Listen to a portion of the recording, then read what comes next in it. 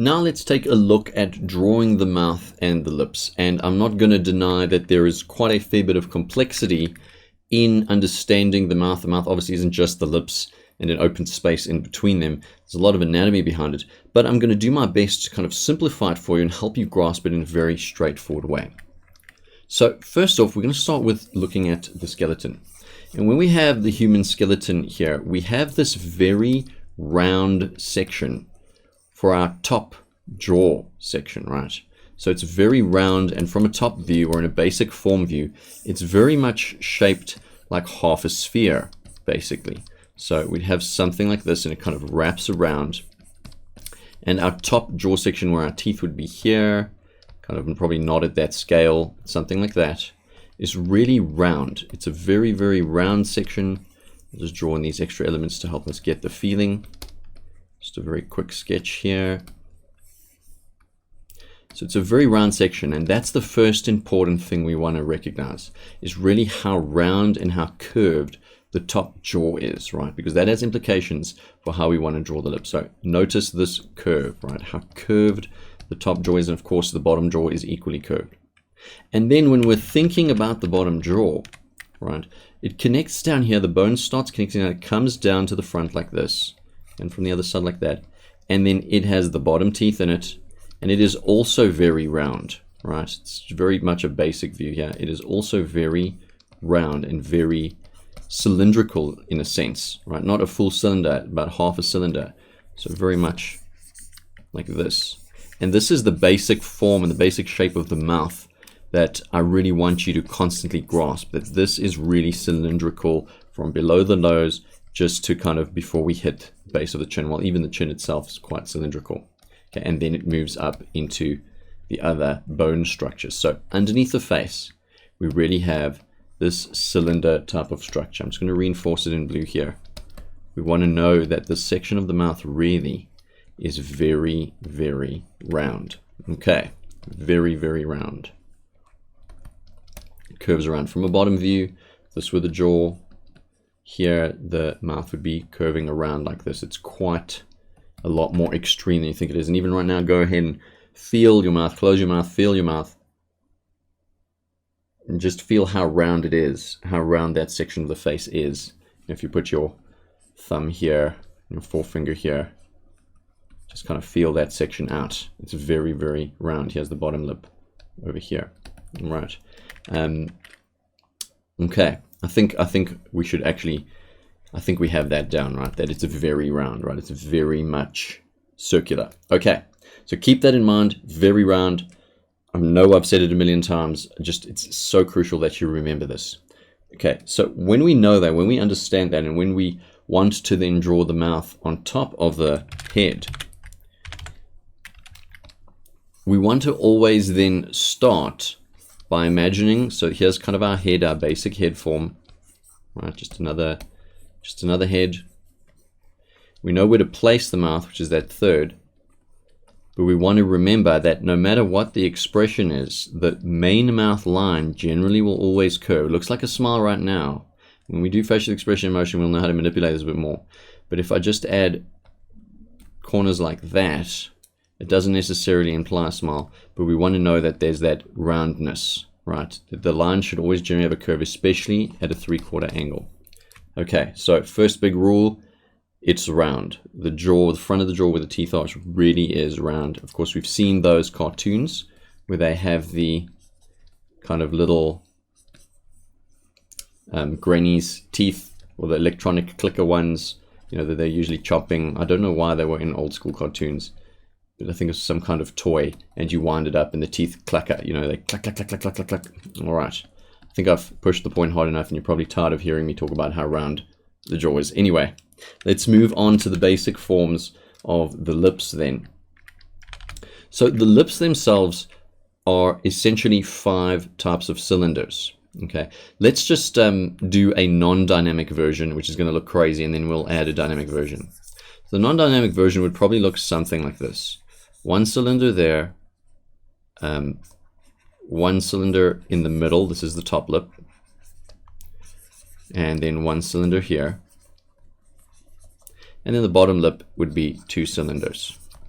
one cylinder here, and one cylinder here. I'm just going to darken those cylinder front angles just so we get an idea of how the cylinders are connecting to each other, or how the cylinders face each other in a sense, actually.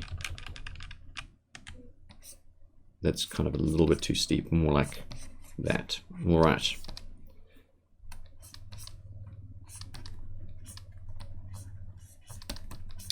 So we have these 5 cylinders. When we start making them more dynamic, we can then start thinking of what we typically know the lip shape to be. And so we'll use our dynamic type of cylinder shapes, bending the cylinders in this particular kind of way.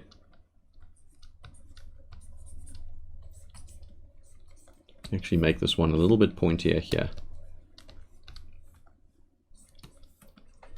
And these are essentially the fundamental structures that we want to have in mind when we're drawing the lips. I'm drawing this mouth quite open over here.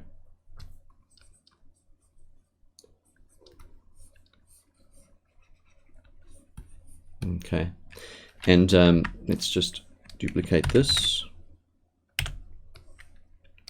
And when we draw lines over this for the mouth, we're just going to do something very elementary here. We imagine those anatomical, very well-known sections over there, kind of just following the forms, connecting those two with a nice curve. And I'm sure you can see that form coming together, and there's kind of a little bump that happens here. And it's really following our opposing curves. Curve in that way, then that way, then that way, and then that way. All right. So those are the basic forms, right? So basic, dynamic, and a very, very rough skin surface level of the lips.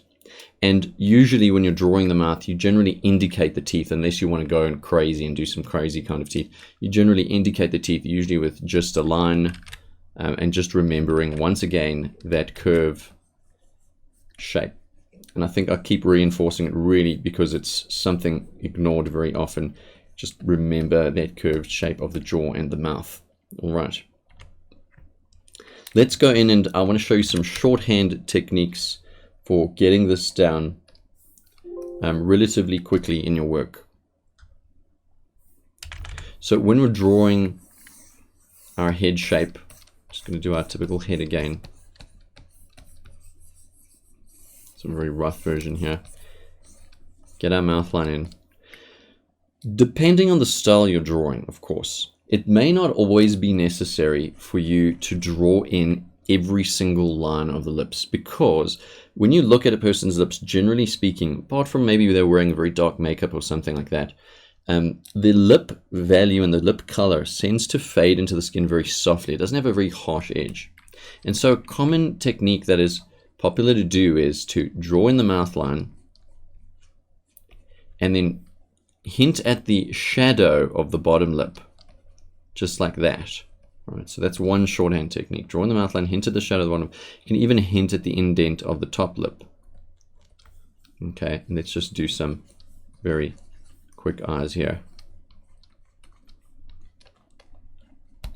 And you get a very three-dimensional kind of look to the lips there, just by hinting the bottom shadow of the bottom lip, the mouth line, and then you can hint at the top lip as well. Sometimes you don't even need to do that.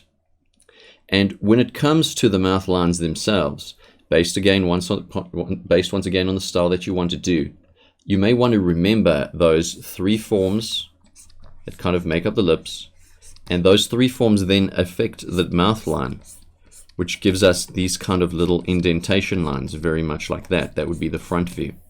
And so when you're drawing lips, to imply or add in those little indentation lines, and it give you kind of more of a realistic looking lip. Okay. If you want to open it, you can just simply draw in, considering the perspective, draw in a space with the lip open, and in this instance I'll have to move that shadow line because the mouth position is moved, the jaw position is moved slightly, and you get a very 3D look. And this is a shorthand that I use all the time. I really just draw in the top lip line very much like this. So there's me using those line forms, those line shapes, draw in that shape. Maybe open the mouth a little bit, put in the bottom shadow, and you can see how quickly you can have a very convincing mouth, right? A very believable mouth and very believable lips. You can add a gloss as well, just a little highlight for some fun. And finally, and something we're going to touch on in much more depth in the facial expressions and emotions module, is the corners of the mouth are very important. Depending on the direction that you face them and what you do with them, you can indicate different types of expressions. We'll get into this more detail, but try not to leave them out when you're drawing lips. Kind of just put little dark dots there. It just gives the lips more of a realistic look. And last but not least, you can, if you really want to, you can draw in the lip lines, just connecting those areas that you've drawn. And certain styles really do call for the lips to be drawn very explicitly, that you can see the full shape of the lips, just like that. All right. And always try to, as well, as a last tip, try to keep the main lip line, so the line of the top lip or the bottom of the top lip, the darkest line. And it helps people really see that lip shape nicely, leaving the others lighter. They can see the expression in the mouth. All right, and in a nutshell, those are the basic forms of lip. We added dynamism to them, and we looked at some shorthands. Let's move on.